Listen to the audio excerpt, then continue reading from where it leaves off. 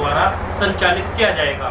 आज हम उनसे जानेंगे कि महंत अवैधनाथ कौन थे और महंत अवैधनाथ ने श्री राम मंदिर के लिए क्या किया, उन्होंने दलितों शोषितों को किस तरह जोड़ा और हिंदू समरसता क्या है, उसी के बारे में प्रदेश अध्यक्ष श्री भिखारी प्रजापति जी यह बताएंगे।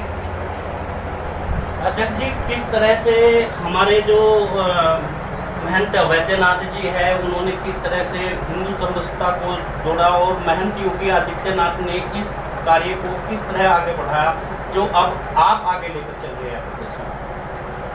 गोरक्ष पीठ सामाजिक समरसता की प्रख्यात पीठ है।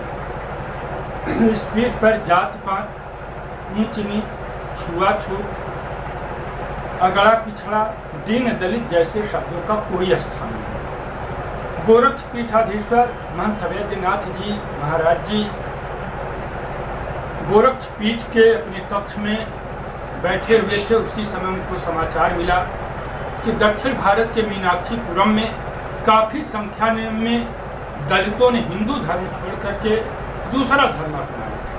इससे वे बहुत दुखी हुए। दलितों की व्यथा कथा से व्यथित अवैधनाथ जी महाराज जी गोरक्ष पीठ से निकल करके सीधे मीनाक्षीपुरम गए और उन दलितों से कहा, आप लोगों ने धर्म क्यों बदला? दलितों ने कहा, महाराज हम हिंदू हैं ही कहाँ, हमको हिंदू मानता ही कौन? सभी लोग बड़ी और ऊंची जात के लोग कहते हैं हम हिंदू हैं, तुम तो इस जात के हो, उस जात के हो। महाराज जी, हमें जातिगत गालियाँ दी जाती हैं, हमें जातिगत संबोधन से हमें अपमानित किया जाता है, तो हम ऐसे धर्म में रह करके क्या करें? अवैधनाथ जी महाराज जी ने इस चीज़ को बखूबी समझा और दलितों की उस व्यथा से, कथा से उनका मन काफ़ी दुखी हुआ और वे वहाँ लंबे समय तक मीनाक्षीपुरम में रुक गए और मीनाक्षीपुरम में रुक करके दलितों के साथ बातचीत करके उन्हें उनका सम्मान वापस दिलाया। और इसके बाद फिर उन्होंने सारे जो भी धर्मांतरित लोग थे उन सब लोगों को उन्होंने अपने हिंदू धर्म में फिर से वापस लाया और इस प्रकार से उनके मन में तभी से भावना बनी कि बृहद हिंदू समाज जो है, जो जाति पात ऊंच नीच में बटा हुआ है, इसे हमें एकजुट करना चाहिए। इसके लिए उन्होंने सहभोज का माध्यम चुना। उन्होंने कहा सहभोज एक ऐसी चीज है, यदि बेहिचक सवर्ण और दलित दोनों यदि एक साथ बेहिचक बैठ करके खाने पीने लगे तो धीरे धीरे समस्या कुछ दूर हो जाएगी। शिक्षा दीक्षा में दूर हो जाए, कुछ इसमें भी दूर हो जाए। इसके लिए उन्होंने दलित बस्तियों में सहभोज का आयोजन किया और जगह जगह दलित बस्तियों में दलित के घर का ही राशन होता था, दलित ही बनाते थे और वो सामान्य वर्ग और दलितों को साथ बीच में लेकर के बैठ जाते थे। एक जबरदस्त क्रांति चली पूरे पूर्वी उत्तर प्रदेश में और ये चारों तरफ फैल गया। अवैधनाथ जी महाराज जी श्री राम जन्मभूमि मुक्त यज्ञ समिति के अध्यक्ष थे। इस नाते राम मंदिर आंदोलन की कमान उनके हाथ में थी। माननीय अशोक सिंघल, महंत रामचंद्र परमहंस दास जी महाराज, ऐसे लोगों का गोरक्ष पीठ में प्रायः आना जाना रहता था। लोग राय परामर्श करने के लिए यहाँ आते थे क्योंकि इनके जो गुरु महाराज थे महंत दिग्विजय नाथ जी महाराज जी, उन्होंने 4-5 साथियों को लेकर के सबसे पहले सन 1942-43 में उन्होंने रामलला का विग्रह उस वहाँ पर उस विवादित स्थल पर उन्होंने स्थापित किया। तो ये पहली पीढ़ी का योगदान था कि उन्होंने राम मंदिर के विग्रह को स्थापित किया। दूसरी पीढ़ी में महंत अवैधनाथ जी महाराज जी ने क्या किया कि सांकेतिक शिलान्यास 10 नवंबर सन 1989 को किया। तो सांकेतिक शिलान्यास करने के बाद उन्होंने पहली ईंट एक दलित जात में पैदा कामेश्वर चौपाल, जो बिहार के रहने वाले थे, सभी धर्माचार्यों की उपस्थिति सबसे उन्होंने कहा कि पहली ईंट जो राम मंदिर की रखी जाएगी वो हमारे तथाकथित हमारे दलित समाज का भाई कामेश्वर चौपाल रखेगी। कुछ लोगों को अद्भुत बहुत आश्चर्य हुआ कि इतने बड़े महंत और अपने नहीं रखे, जबकि ये खुद अध्यक्ष है। उन्होंने कहा नहीं, ये राम मंदिर ही नहीं, यह राष्ट्र मंदिर भी बनेगा। इसके बाद वो आते हैं काशी नगरी में डोम राजा के यहाँ, सुजीत चौधरी के यहाँ, और उनसे कहते हैं कि और सारे धर्माचार्यों को, काशी के अन्य लोगों को इकट्ठा करते हैं, जो बड़े लोग कहलाते थे उनको भी इकट्ठा किया। और उन्होंने कहा सबको यही डोम के यहाँ भोजन बनेगा, सबको खाना है। जी। तब कुछ धर्माचार्य और कुछ बड़े लोग जो तो उठ खड़े हुए, भाग खड़े हुए, क्या अरे ये आप कीजिए, हम नहीं बैठेंगे, ऐसा कैसे हो सकता है, हम डोम के साथ बैठ कर। तब अवैधनाथ जी महाराज जी तन करके खड़े हो गए और कहे, धर्माचार्यों, संतों, महात्माओं, ये जो तुम मंदिर में बैठे बैठे मालपुआ खा करके जो मोटे तगड़े हो रहे हो ना, ये उसी दलित समाज की देन है। जिस दिन यही वह दलित समाज है जो नंगे पांव गंगा जी स्नान करने जाता है।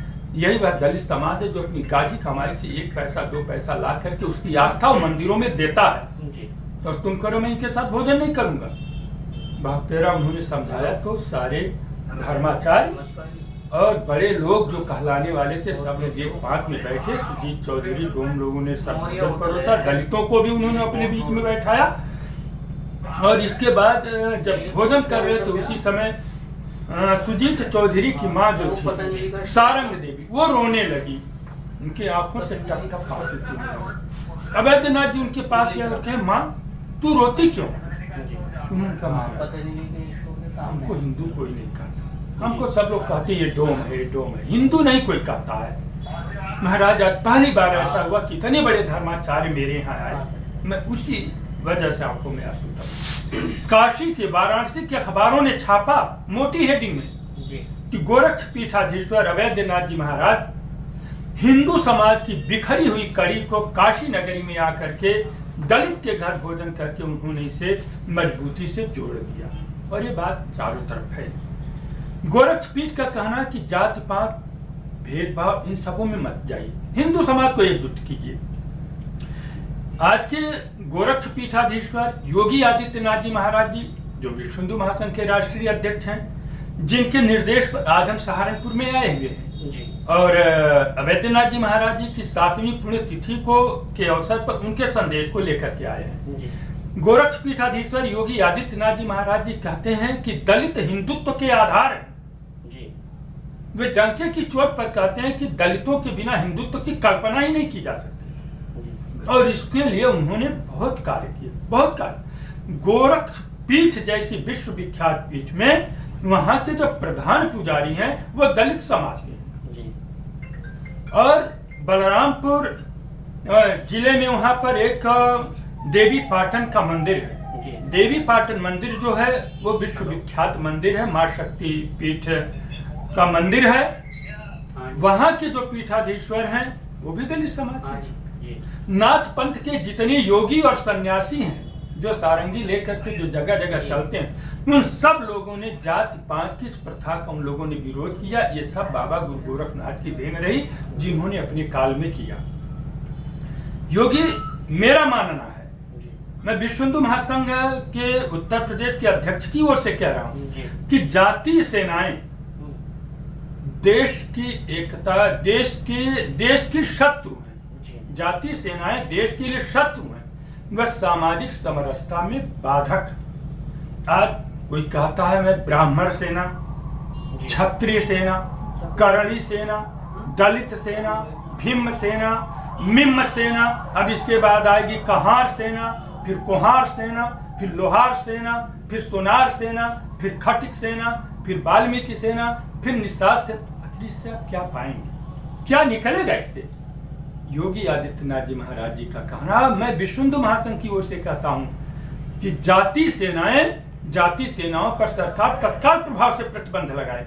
सेना केवल एक होनी चाहिए, वो भारतीय सेना, जिसके अंदर पौरुष है, पराक्रम है, उसका पौरुष और पराक्रम से ललकारता है। तो आए भारतीय सेना के जल सेना में भर्ती हो, वायु सेना में भर्ती हो, थल सेना में भर्ती हो और भर्ती होकर के भारत माँ की सीमाओं की रक्षा करे।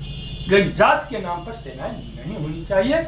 विश्व हिंदू महासंघ इसका पुरजोर विरोध करता है। जी भूरा सिंह जी, कैसे लोग जात से जमात की ओर चलेंगे? आप भारतीय जनता पार्टी में लंबे समय के बड़े कार्यकर्ता है, किस तरह से जात से जमात पर आएगा? देखिए, परम आदरणीय भिखारी सिंह जी ने जो बातें बताई है वो समाज को एक सूत्र में, एक माला में पुरोने वाली बताई है। अगर ये जो हमारा हिंदू धर्म जो है वास्तव में ये जो सेनाएं बन गई, वोर बन गई, तरह तरह की ये बन गई, तो इससे कमजोर होता है। और ये सारा का सारा एक संघ ने सारा जोड़ा। वहाँ बैठना उठना, जाके घर घर में दलित के घर में जाना और चाय पानी पीना, भोजन करना, सबका सब ये जैसे बताया, तो ये हमारे यहाँ से है। तो ये मैं देख रहा हूँ, पहले गांव में था, अगर गांव में इतनी छुआछूत थी कि दलित को चारपाई पर नहीं बैठने देते, और अगर कोई टच भी कर गया कपड़ा भी तो उसको धोते थे। लेकिन आज मैं ये देख रहा हूँ कि वो मंदिर में आना जाना और बहुत ज़्यादा सुधार है, और उसी का ही ये कारण है कि आज हम एक हैं। भारतीय जनता पार्टी की सरकार केंद्र में भी है, प्रदेश में भी है और यहाँ लोकल में भी है। ये उसी की ही देन है। अगर ये नहीं होता तो शायद हम वंचित रह जाते। अगर उनको हम दलित को गले नहीं लगाएंगे, जैसे महाराज जी ने बताया हमारे से, तो ये कमज़ोर हो जाएगा, बिल्कुल टूट जाएगा, बिल्कुल जो है। मैं तो यही भगवान से प्रार्थना करता हूँ और भिखारी प्रजापति जी से भी ये करता हूँ कि इसी तरह का संदेश। आपकी पार्टी तो अब भी जाति के आधार पर वोट एकत्रित करने का काम नहीं, ऐसा नहीं है, तो चलता ही रहे, ऐसी बात नहीं है। वो सबको है। हमारे यहाँ से 16 MP हैं, 16 MP महासी, मतलब ये कि केंद्र में यहाँ भी हैं, सब के सब हैं। और हमारे यहाँ से कोई जात पात नहीं है। और मैं जो अपनी बात बताऊँ कि अगर जात के आधार पर नहीं, मैं 15 वोट है, अगर वो जात के आधार पर होता तो शानियों को मिलता, वहाँ से और को मिलता। ऐसी बात नहीं है, वो कोई बात नहीं है, चल रहा है जो, ये ऐसी बात नहीं है। चलिए, भूरा सिंह जी ने बड़ी बेबाकी से बताया कि भारतीय जनता पार्टी में कोई जाति पाति नहीं है, लेकिन हकीकत से यह कहीं परे है। वास्तव में अभी भी जाति पाति लगातार चल रही है और अभी भी पूरी तरह से हिंदू जात से जमात की ओर नहीं चल पाया है। हालांकि भिखारी प्रजापति प्रदेश अध्यक्ष जी यह कोशिश लगातार कर रहे हैं कि किस तरह हिंदू जात से जमात की ओर चलेगा, और यह कोशिश लगातार जारी रहेगी। यह जो महंत अवैधनाथ द्वारा जलाई गई है और उसके बाद में योगी आदित्यनाथ जी ने यह चलाई, अब भिखारी प्रजापति उत्तर प्रदेश में यह जोत लगातार लेकर चल रहे हैं।